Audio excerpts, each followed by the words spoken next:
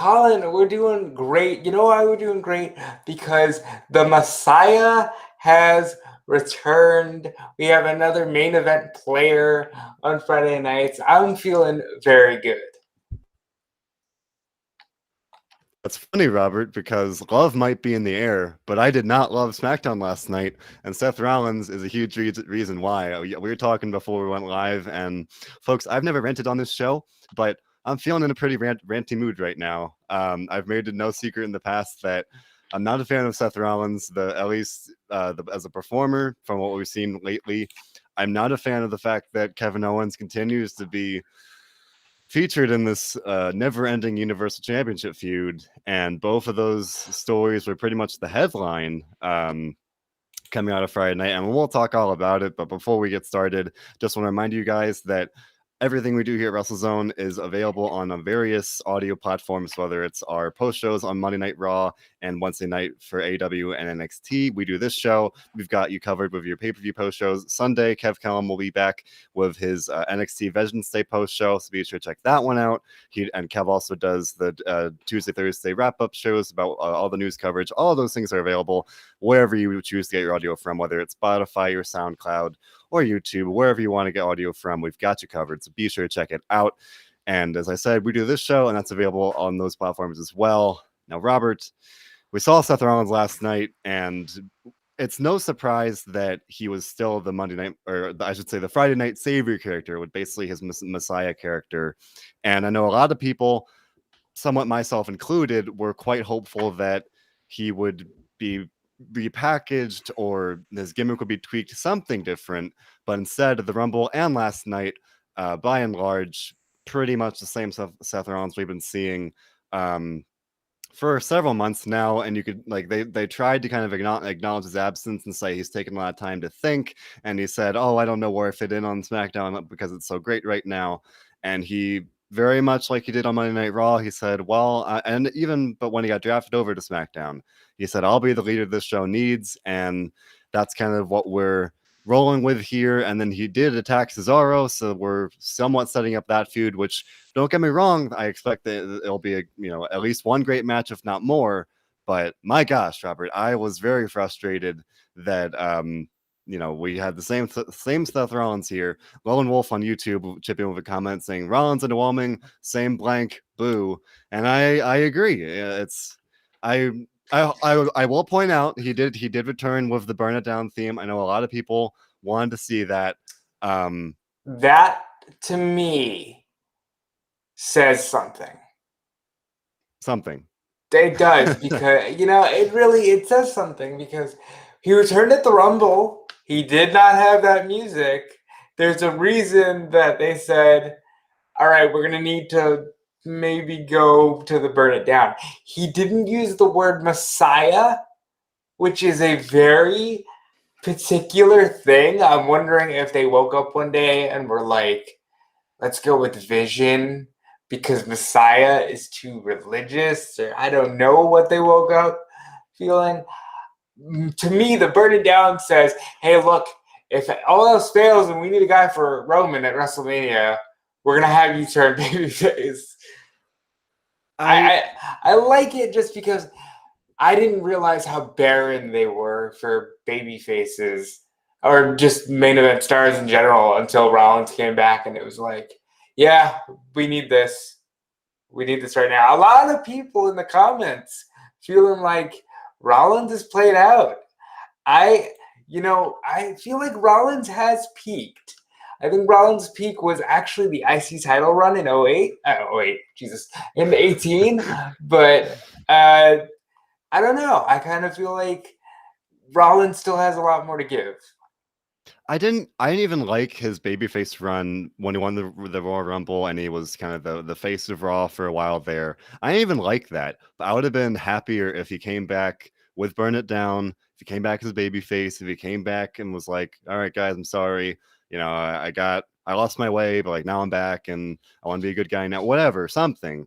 I guess it's fair to point out, as you said, he did not say the word Messiah last night, but it was still very much, he's trying to be the leader the show needs, and he's saying Embrace the vision. Got to get that saying over because he's got a T-shirt that says he's got to plug the saying.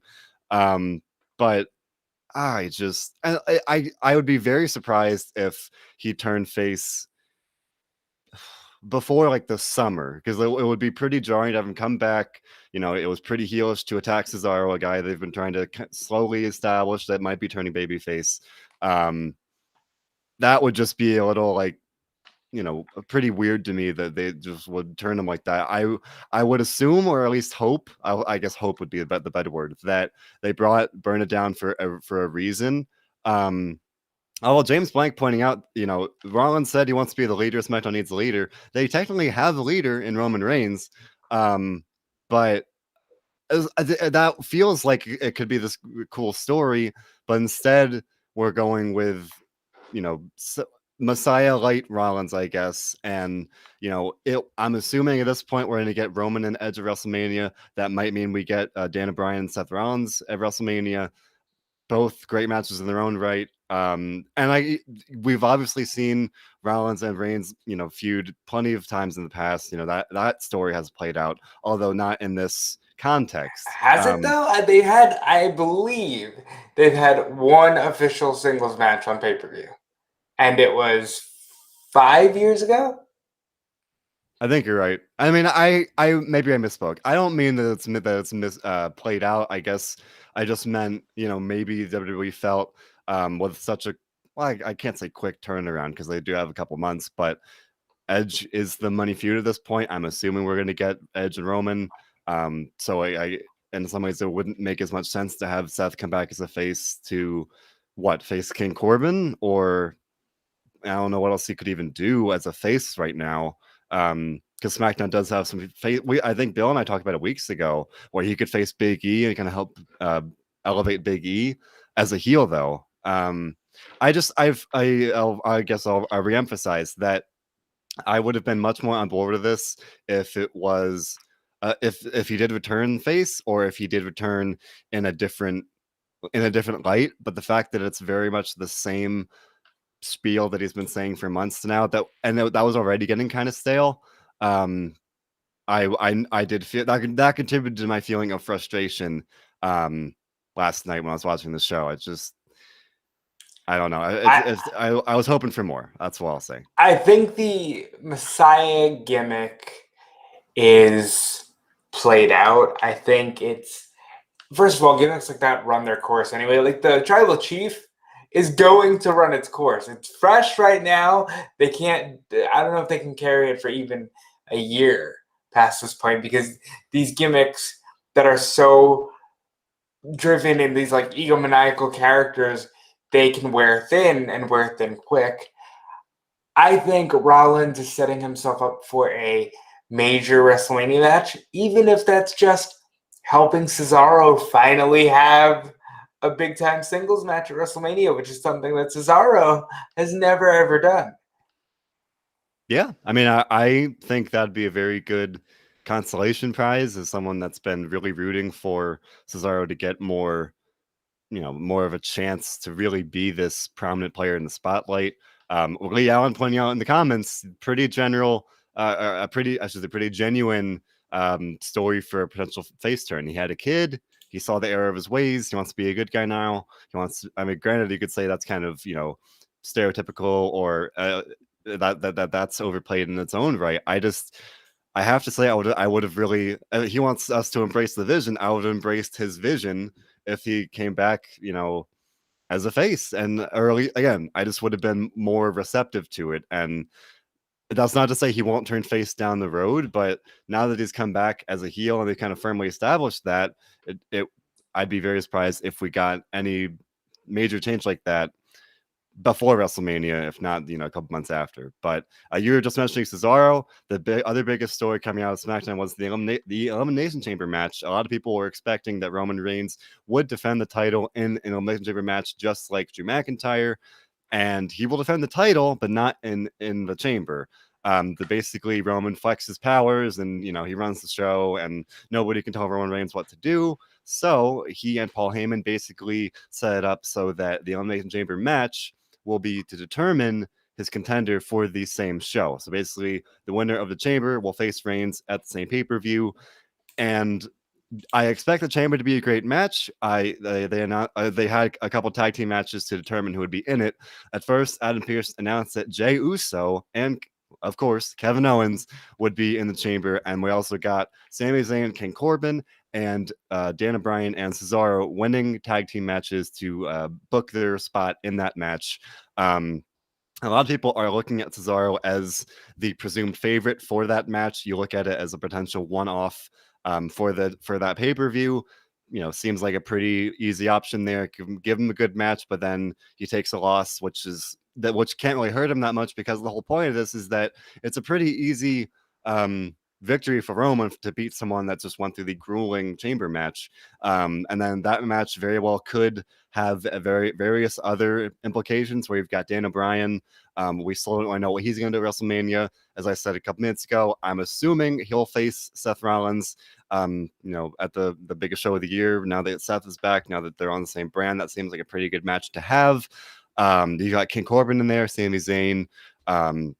So a lot of kind of combustible elements there. Although it's the same thing I've been saying about the Kevin Owens feud. Like, there's no suspension of disbelief here, because the way that they're setting it up, it's that whoever wins the Chamber, granted it's an underdog story, I understand that, but there's no way that they're going to have Roman lose to someone that's just coming out of the Chamber match, because that would make him look very bad. And it would a loss protects the person that's going up against Roman because of that. But it's just hard to really invest in that, in terms of we keep talking about it, but the suspension of disbelief, because they've established Roman is so dominant, but there's no chance in heck, there's no chance in hell that they're gonna have whoever wins that match beat him. Am I wrong here, Robert? First of all, I'm very glad you changed heck to hell. I was a little worried there for a second. But look, it's very clear. It's been very clear since August that nobody's beating Roman Reigns for this belt. And that's one of the shitty things about where we're at right now. However, you got to look at the options given, because you got Kevin Owens, again, who's clearly being positioned as the guy, again, to challenge Roman Reigns. That being said, he gets another out if he loses in 5 seconds because he just went through the Chamber. That means another match at Fastlane. At the same time, they could use this to have Owens beat Roman quickly and then just go, here's your Mania match. It's Roman getting the belt back because we're going to have Edge go over to Raw. I am not fully convinced that Edge won't just go to Raw, because I still think the better story is in him winning the title. And while Reigns is a better heel, there's no way that in the first chance to cheer the Tribal Chief, that people at Raymond James Stadium don't just cheer the Tribal Chief. Now, you do have Cesaro and Daniel Bryan and Sami Zayn and Baron Corbin, who you can bet are not going to win this match. There's always, like, Jey Uso can sneak in there, win the match, and then kind of be right back where he was and try to usurp Roman, but I think they're well beyond that at this point. My money's on Owens, and my money's on Owens getting a match next month as well. Robert, I'm so tired, Robert. I'm going with logic, not what I want. Because if I'm going with what I want, well, then Edge would have already challenged Drew McIntyre. This would be a match to determine who would face Roman Reigns at WrestleMania, and then that would be Daniel Bryan. Yeah, I think that would be more entertaining, where you don't have that problem where it's this Chamber match and then they face Roman the same night, so that, again, no chance that whoever wins it will pose any sort of legitimate threat to Roman's title reign. But the only person I could see winning it and beating Roman is Kevin Owens, and that's only because they already have the built-in story that if Owens can sneak one by on him, then okay, we're just pissed off that like Roman can go into Fastlane, beat the hell out of Kevin Owens, and then Daniel Bryan at WrestleMania. It's still like in my dream WrestleMania, which is maybe less than an hour from me right now. It's Roman Reigns, Daniel Bryan, Edge McIntyre, and that's it. That's just what the matches are. I would still like to see Roman and Daniel. I just don't know how they get there. Now that Daniel's lost the Rumble, now that they're gonna do this Chamber match that's not for the WrestleMania opportunity, it feels like that's less of a, you know, less of a WrestleMania worthy story, especially if you consider the fact that, as you just said, he very well could get, you know, 2 matches out of this potential program with the whoever wins the Chamber. Let's say it's a guy like Cesaro or Kevin Owens. You get that at the Chamber pay-per-view and a Fastlane. Then that only leaves a couple weeks. I mean, Ed is already here in the comments saying Drew, Sheamus, Roman, Edge. That would seem to be the path, but so here's my issue with that, and that does seem to be the path. If we're being honest, it looks like it's going to be Drew and Sheamus and Roman and Edge. And while Drew and Sheamus can beat the hell out of each other, and they would have a very good match, by the nature of the way the industry works now, they're not going to have a memorable WrestleMania match. And that's not a shot at the guys. That's like, at this point, WrestleMania is like, it's got to be the big time match. Because even John Cena and Batista had a match at WrestleMania 26, and I can't tell you anything about that match outside of John Cena and Batista did have a match at WrestleMania. I think even though this is the obvious path, you still got to get through Fastlane, and it's going to be nauseating if they don't just do Drew and Sheamus there and then have to make up an excuse for how to get to Mania, which is not how I like to book my WrestleMania feuds. But that's neither here nor there. We can complain all day, and it just seems like this is where we're going. I need this Kevin Owens Roman Reigns thing to be over. I've been saying that. It feels like every week for a couple, like I'll say at least a month now, that I've like been pretty adamant on it. A lot of people were it seemed like we're pretty happy with SmackDown last night, where you had Kevin Owens coming out and stunning everyone, and he was like, that made people think of the Steve Austin comparisons that he got during his face run on SmackDown 2 years ago, and we never like got that full realization of that. And now, you know, he had that kind of stone cold moment where he's just dissing out stunners, but I still don't really feel it, you know. Because he should be doing another move. I understand that Austin was like, you know, nobody's ever asked me, kid, and I'm glad that, you know, somebody finally stepped up. But there's a reason nobody asked, and that's because the stunner is yours. It's iconic. You do a stunner, and everybody's always going to think about Stone Cold. Just like no matter the generation, if somebody slaps on a figure four, they're yelling "woo" because it's not.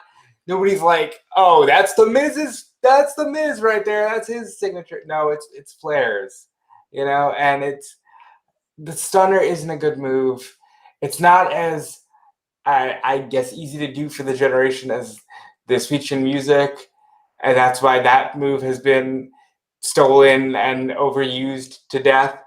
But he's got to do another move. Do a brain buster to everybody. I don't know. Do something that's yours. Maybe pop a powerbomb again. I don't know. Like, just do something that's yours. Yeah. I don't know, man. I'm hopeful that next week's show will, you know, make this match seem a little more interesting. Will at the very least that it'll kind of you know, build up some of the stories that will play out in there. We've got, as you mentioned earlier, Jey Uso. You know, that is a compelling person to have in that match, given his previous feud with Roman, given his kind of status as Roman's, I guess, henchman at this point.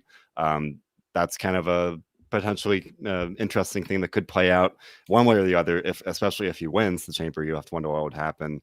I'm going to be pretty upset if Kevin Owens wins the Chamber, and then let alone if they stretch this out to Fastlane as well.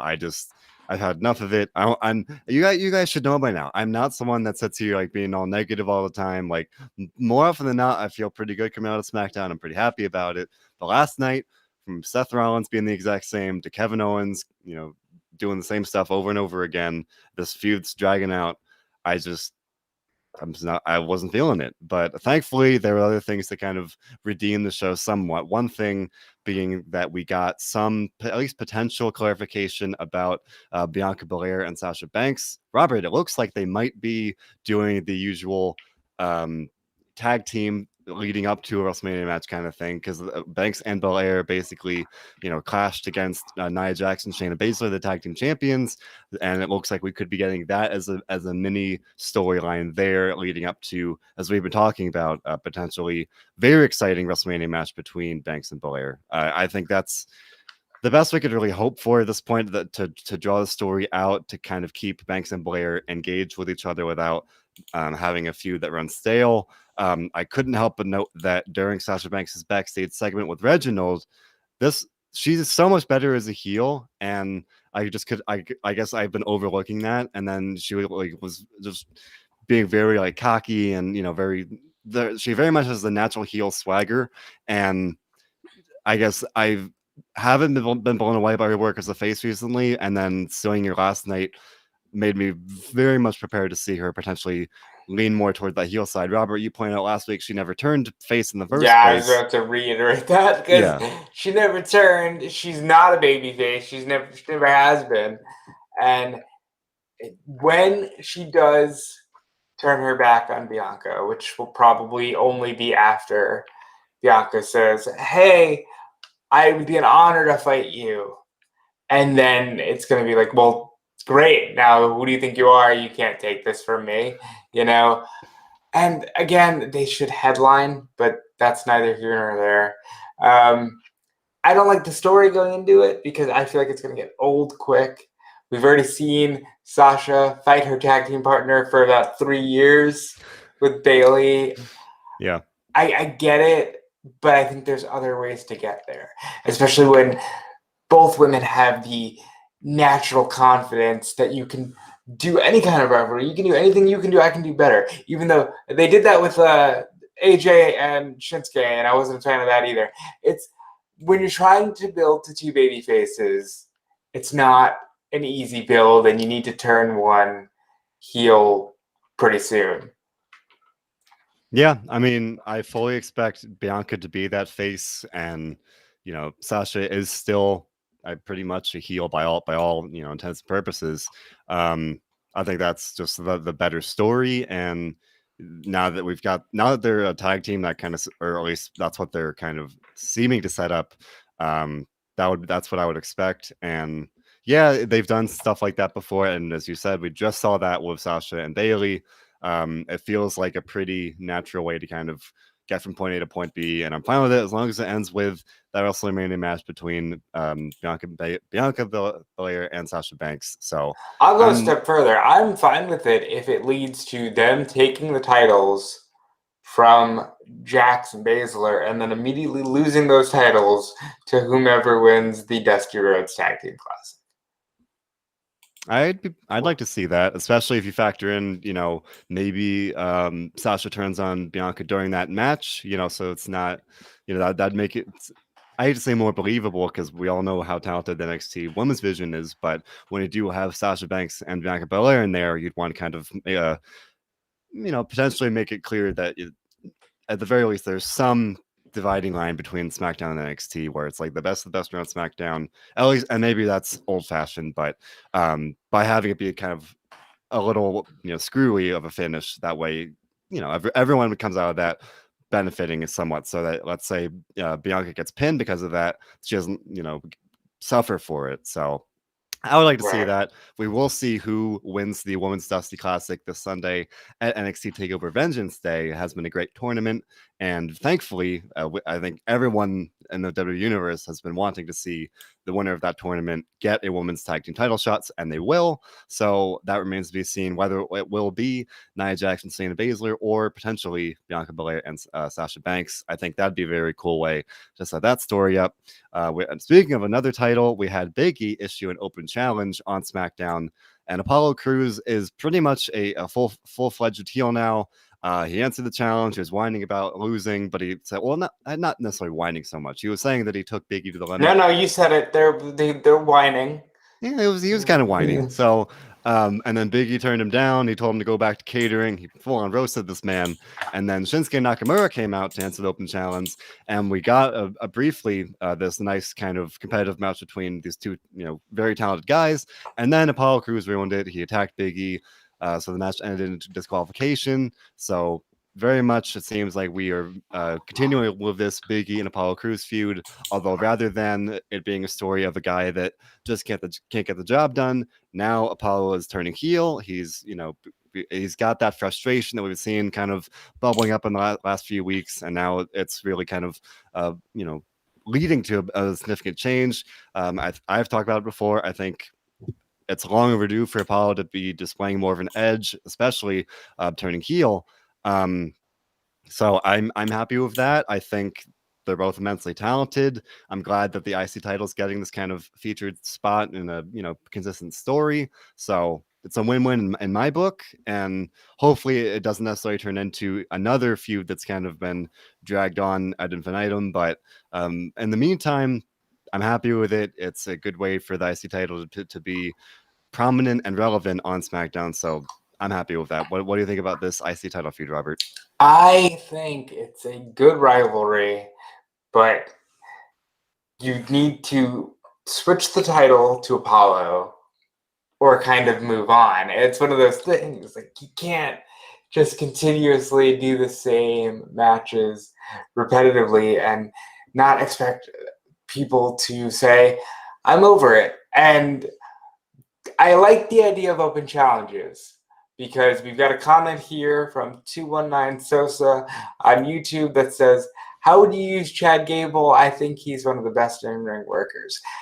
I would put him as the Intercontinental Champion. I would have put him as the Intercontinental Champion in 2017 when they split American Alpha. I think Gable is one of the best wrestlers the company has. I think he's on a Kurt Angle level in terms of ability, in terms of potential. Obviously, he's not there yet because he hasn't been given the chance. Also, Big E doing open challenges kind of reminds me of John Cena doing open challenges. And John Cena never was Intercontinental Champion. I know he said he won't do WrestleMania, but I can fantasy book and John Cena losing to Big E for the IC title would be a good moment for E. That would definitely be a good moment. Beating John Cena, definitely a big feather in the cap. But John Cena's kind of doubled down on the report that he would not be able to be at WrestleMania this year. It's not necessarily impossible, but he is filming for Peacemaker, so it is very unlikely, if not all but confirmed, that he will not be there. He said he probably could be there, but it would be unfair to his obligations for Peacemaker and his other projects. So, I mean, I respect it. That'd be great. WrestleMania doesn't feel right without John Cena. I agree. And whether you love him or you hate him, he has been the face of the company, so it does feel weird, if not wrong, to have WrestleMania, especially this year, this big celebration of it will be the first show with fans, and seemingly forever.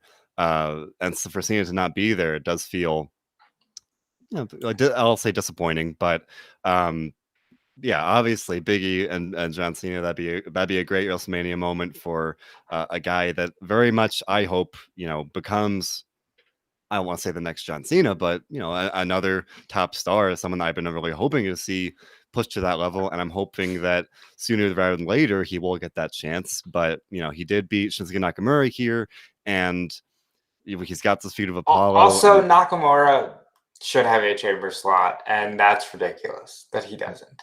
Yeah, it's very odd that he doesn't. That they've just kind of like dropped the brief kind of like, let's say, 3-week period where he was very much one of the top, challengers on SmackDown, where he faced Jey Uso, where he pretty much had that gauntlet match won.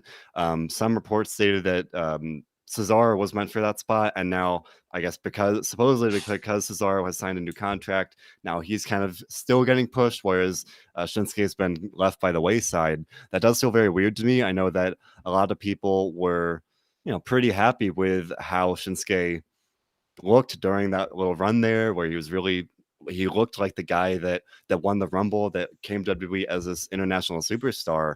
And for WWE to basically drop that, I do think it's disappointing, especially when you've got a guy like King Corbin in the chamber.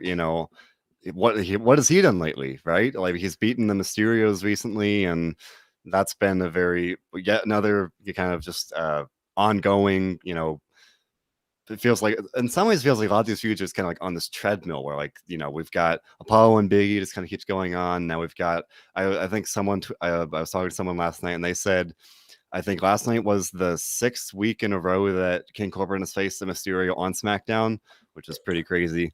But I don't know who gave you that information, but I believe it. This is, again, they're just in a holding pattern, and it's awful. They across the board, all these rivalries are just repetitive. We know that this started as Buddy Murphy, who's disappeared off the face of the earth. Yep. Aaliyah Mysterio is no longer a thing, which I can't say I necessarily mind, because that had issues in its own right. But, like, let's move Ray and Dominic into this tag team title scene. Let's do that. Let's do something other than, here's Baron Corbin again, who people were over in 2018. In 2018, people were like, they even, the McMahon family even came on TV and tried to say, he's the reason everything is bad. We're just gonna beat him up for the night. And what is he doing now? He's not doing anything. He lost the Knights of the Lone Wolf for reasons that we won't get into here. It's really unfortunate. Yeah, and it's frustrating kind of week to week. You see any number of ways that it feels like that they could break out of this holding pattern. Michael Yuffa saying, oh, maybe you have Dominic pin Rey Mysterio in the chamber, start something there. All of that would be, if only they were in it. If only they were in it. Like, right, but they lost to Corbin and Shinsuke Nakamura. Corbin and Sami Zayn. And, I think I think Ray revealed a couple weeks ago that he and Dominic, or at least he tested positive for COVID in December. I think I remember that. So that's why maybe he hadn't been on SmackDown. But I know I've been wondering, you've got a SmackDown tag team division that is pretty lackluster, and we'll talk about that in a minute. But you throw Ray and Dominic in there, that's a new team. That's pretty exciting. A pretty, it's father and son. That's a cool babyface story you've got. And instead, they're facing King Corbin every week, and it's just it does feel like some of the ways that WWE could break out of that holding pattern, they're just not capitalizing on. And maybe some of it's intentional. Maybe some of these things are in the pipeline. But when you've got Kevin Owens yet again getting this title shot, when you've got King Corbin and the Mysterios 6 weeks in a row, if that is true, it is somewhat frustrating. But hopefully I'm hopeful that this holding pattern is only basically until the Elimination Chamber pay-per-view, and then that way we've got, or at the very least after Fastlane, we can actually kind of hit get into high gear for the Red WrestleMania. Michael Yuffa pointing out the tag team division is stale. I would agree. We've got the Dirty Dogs. What tag division, bro? Like, it doesn't exist. We've basically got the Street Profits, who defeated Chad Gable and Otis, another team there. Okay. Then you've got the Dirty Dogs, the champions. Let's assume that Cesaro and Shinsuke Nakamura are breaking up, so that's still only 3.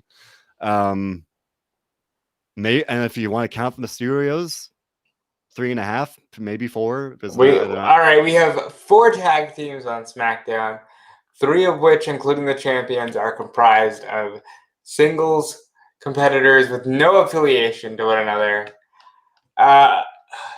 Merge the belts. Merge the belts. Like let's look in the original brand split in a decade ago or so.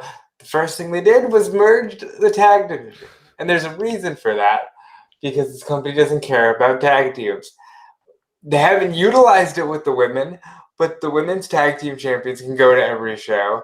That's a cool element that you can have building more star power in your shows. Let's do that. I mean, I think it's still a very much a major missed opportunity where I guess it was back around the draft time. They had the New Day and the Street Profits with the titles on their respective brands. It very much felt like, or I guess even before that, they had the Street Profits and Cesaro, Shinsuke Nakamura. They're setting up this battle of the brands of the champions. It felt like a very easy way to set up a unification match. They didn't do it. Instead, they had the Street Profits and New Day switch the ownership of the belts, and it's a very kind of it seems like the consensus at this point where neither Raw or SmackDown have a strong enough tag division to stand on its own.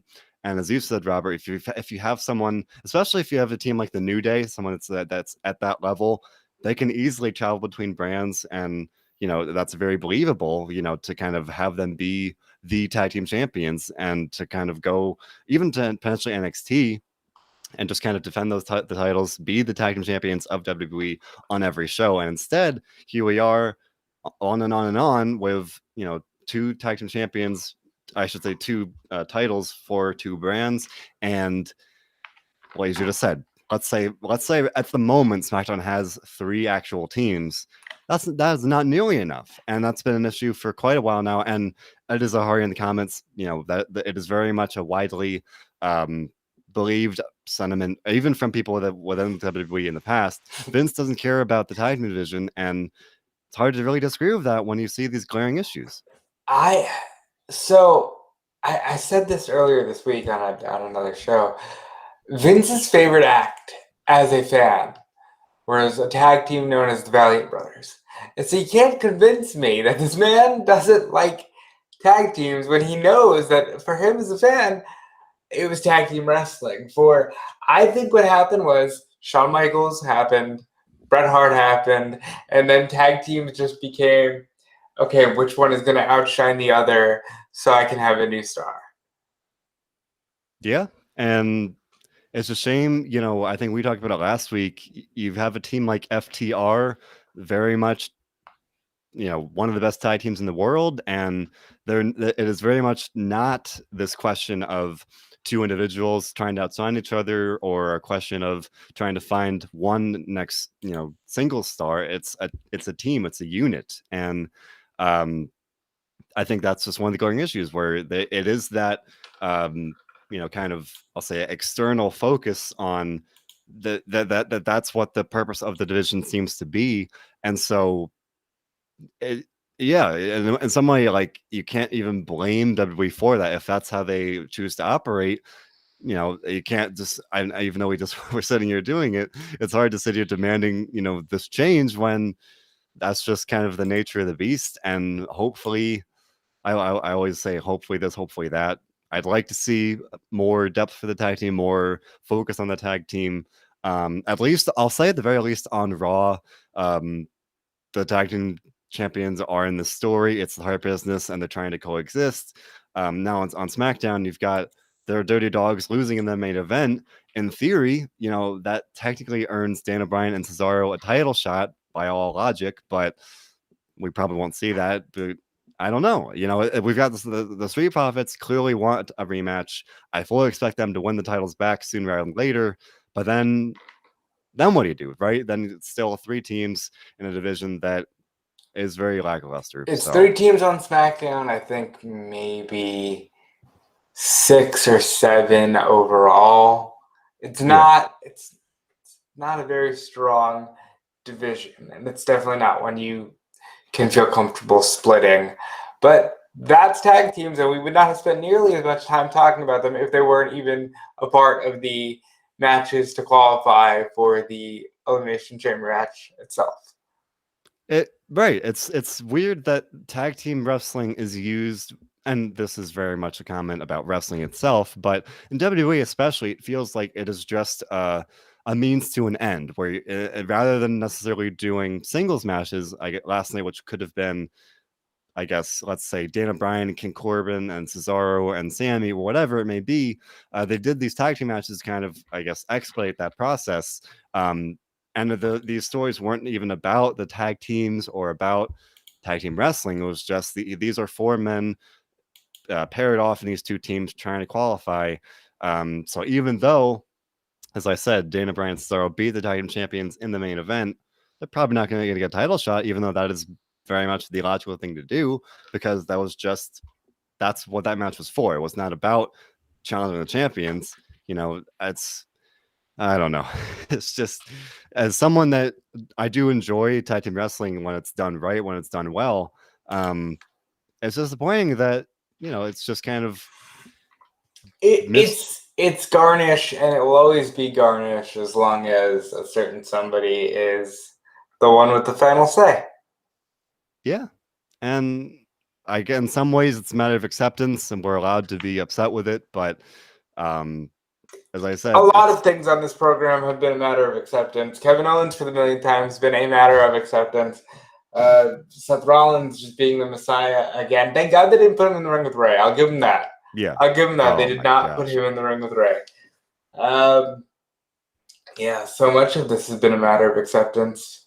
And how is it, like, are you excited for the Elimination Chamber pay-per-view with the matches that we have announced? The two chambers, Roman fighting the guy, the triple threat U.S. title match, and Lacey Evans versus Asuka. Are you excited for Elimination Chamber?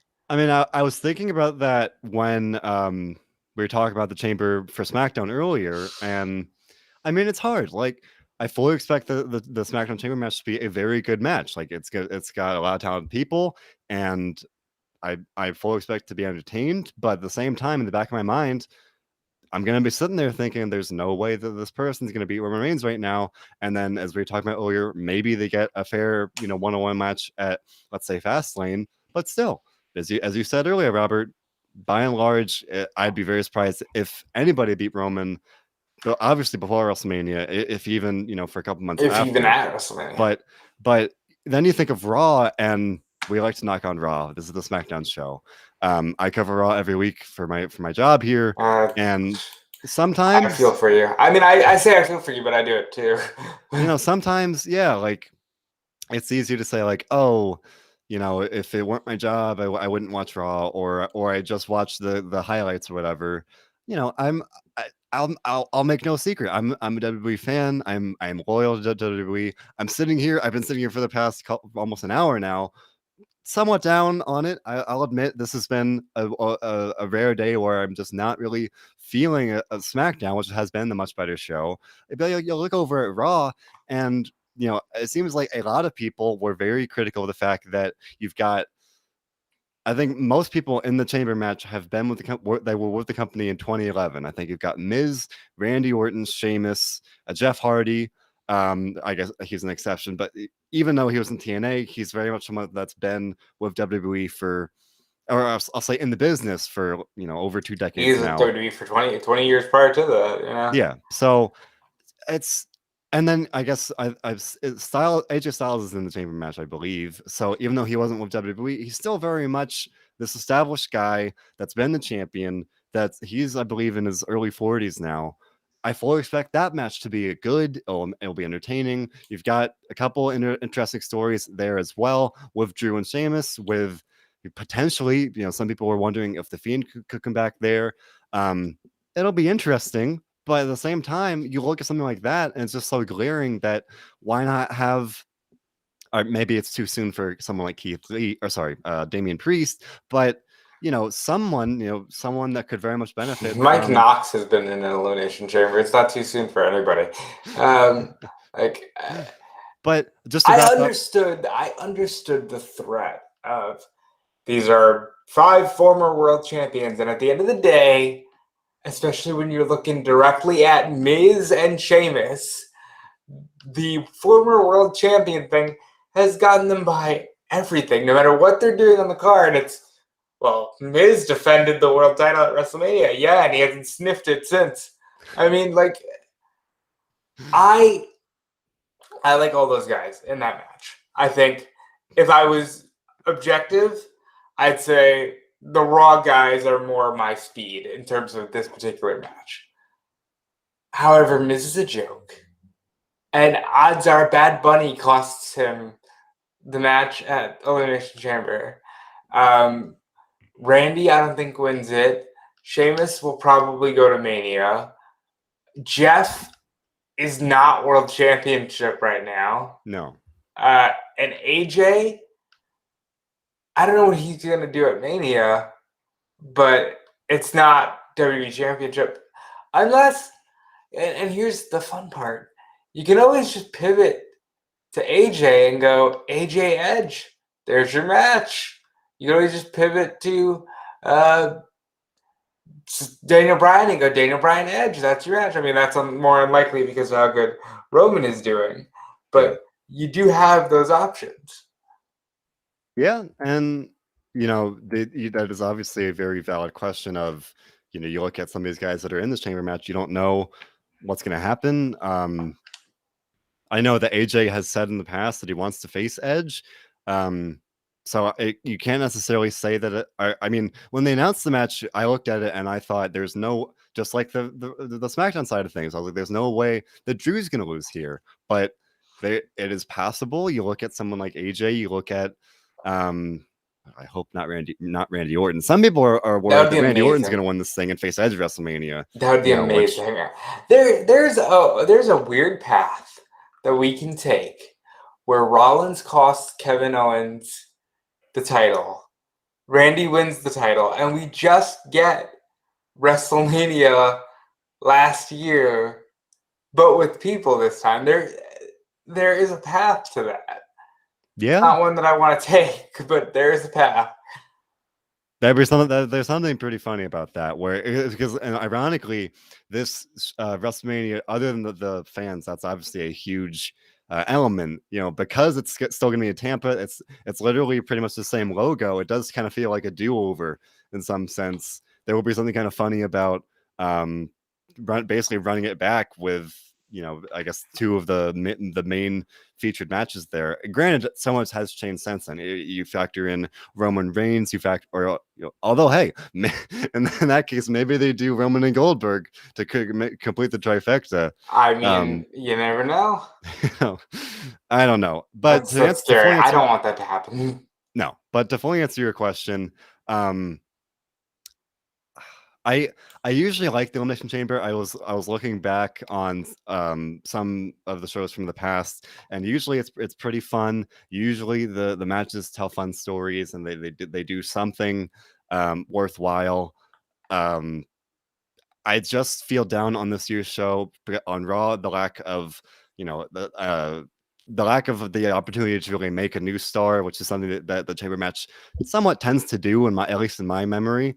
And over on SmackDown, as I've been saying for this whole show now, it's just I do not feel any suspension of disbelief about whoever may win that match facing Roman. It feels just like an inevitability that Roman's going to win. And I guess I hadn't even considered, as you said, Robert, the fast lane aspect, where you would assume that whoever wins the chamber loses to Roman would obviously say, hey, that wasn't fair. I want to match the fast lane. And then that's how you kind of get there. And then otherwise, I guess I'm excited about the possibility of Sasha Banks and Bianca Belair teaming up to face Nia Jax and Shayna Baszler. That could be good, especially if they win, as we were talking about earlier. Then you set up that story. Otherwise, beyond that, you've got Asuka and Lacey Evans. A lot of people I've been hearing very worried that Lacey Evans will defeat Asuka and that reign and face Charlotte at WrestleMania. Yeah, again, everybody's overlooking Fastlane. I think you can easily drop it to Charlotte at Fastlane, Charlotte and Rhea Ripley at WrestleMania. Again, going back to what I said, we're going to run it back, and the right people are going to win. I do think that that's a much better option than Charlotte Flair doing anything with Lacey Evans at WrestleMania. Like Lacey, she's not Mania. She's not. Rhea Ripley is WrestleMania. Yeah. Over on the SmackDown women's side, I think you can do a triple threat, or maybe even possibly, stick with me here, Fatal 4-Way Women's Tag Team Championship match at Chamber, winner of the Dusty Cup, Lana and Naomi, because they've beaten Baszler and Jax, and Bianca and Sasha. And they're like, anybody but the champions is a good option there. There's options that you can do to make it exciting. It's just gotta get through a lot of repetitive bullshit. Yeah. That's I guess WWE at its worst in a nutshell. But I will say I think it'd be really cool to see the winners of the Dusty Cup on a pay-per-view, or in that multi-team match. But it just feels like NXT, at least the way that it's I don't want to say portrayed, but represented. Other than we did see this the Vengeance Day graphic on SmackDown, which was a step up, believe it or not. It wasn't a part of Survivor Series. It very much was a part of the Women's Royal Rumble. It didn't really get a chance to participate in the Men's Rumble. It just feels like we've returned to that separation of, I guess, church and state, for lack of a better word, where we've gone back to that level where it's WWE and then NXT way down here. No, you don't understand. They tell us every media call that NXT is the main roster, so we're not allowed to think like that. I mean, do they or do they not? I know I got you laughing. Do they or do Consider they not? the source, all right? That's Papa H. Triple H is one saying that, and then the wrestlers are saying that, and like I'll be the first to say I love NXT. I think NXT is great. I think it qualifies as the main roster. I'm purely saying it feels like Vince McMahon and other powers that be are looking at it like, oh, we couldn't have NXT talents on a WWE pay-per-view, that'd be blasphemy. Like, it just feels like they wouldn't necessarily do that. Here's how you get around that, and I'll give you a brief prediction for tomorrow. Ember Moon and Shotzi win, because then it's Ember Moon goes back to the main roster and you call Shotzi up instead of making a whole new team. I think NXT is better when they're not the main roster. I think there's been a weird focus on trying to make it on an even playing field, and what made it good was that it wasn't, and it was just this unique Wild West kind of mentality, and I'm more here for that than I am trying to justify NXT being the main roster. I mean, I agree with you in the sense that, and this could be a whole nother hour, but it's just I thought about it the other day where it's the whole if you think about it, the whole once a night war is very weird in the sense that AEW is that it's its own main roster company. Like, that's the main roster. NXT, they've brought Finn Balor there. They've got plenty of talented stars, but depending on how you look at it, it's not the main roster. So the whole premise of this competition feels kind of weird, because it's AEW versus what is still in many ways, for the most part at least, a developmental company, right? I thought of that the other day, and it just struck me as odd that it is very much viewed as this heated competition where it's NXT, and I don't know. I thought you are correct. You're correct. It's AEW is presenting its Monday Night Raw up against NXT. But they compete for the same fan, because AEW likes to say that they're for the wrestling fan. They're not for the Monday Night Raw fan. Meanwhile, Shaq is going to have a match. I was just going to say. They're not fooling anybody, or at least they're not fooling, me, and I'm okay with that. Look, I'm not one of these guys that's like, wrestling should be only the guys who can do the flips and kicks and dives. I like a little bit of sports entertainment. I just want it to be good. Yeah. That's hey, Like, that's it, right? We just want it I to be mean, good. yeah. And that's why I'm sitting here on a Saturday morning thinking I didn't love SmackDown last night. Um, if I rate it, I struggle to give it a 7 because that's just how frustrated I am with it. And maybe again, I think I said it last week. They're just maybe it's a personal thing where I just wasn't really feeling it to begin with, and then I got presented with the same old Seth Rollins, the same old Kevin Owens, and so those feelings of disappointment were amplified. But I I'll I'll give it a 6. oh, And I'll tell you right now, my score will not go above a 7 until the week comes where they actually make me go, oh, I don't want to watch WandaVision tonight. I want to watch SmackDown. Now, granted, you can watch WandaVision whatever, but like until I am more excited for SmackDown than WandaVision, they are staying at a 6. well, to be fair, that is a very, very, very high bar.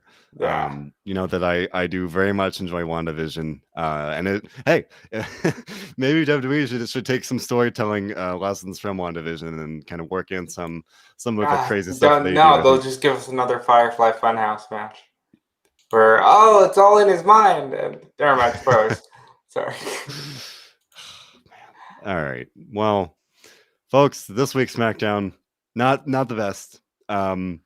It feels like we are very much in a holding pattern, but at the very least, no matter how good or bad a show is, here at Wrestling, we've got you covered. Whether it's with this show, the Raw post show, the AEW NXT post show. As I said earlier, Kev Kellum will be here tomorrow night for the NXT Vengeance Day post show to break down that exciting pay per view. That should be very good. At the very least, better than this episode of SmackDown. And then Kev will also have Tuesday, Thursdays with the Wrestling Wrap Up. All those shows are available on our various audio platforms, and we also have plenty of interviews coming at you guys.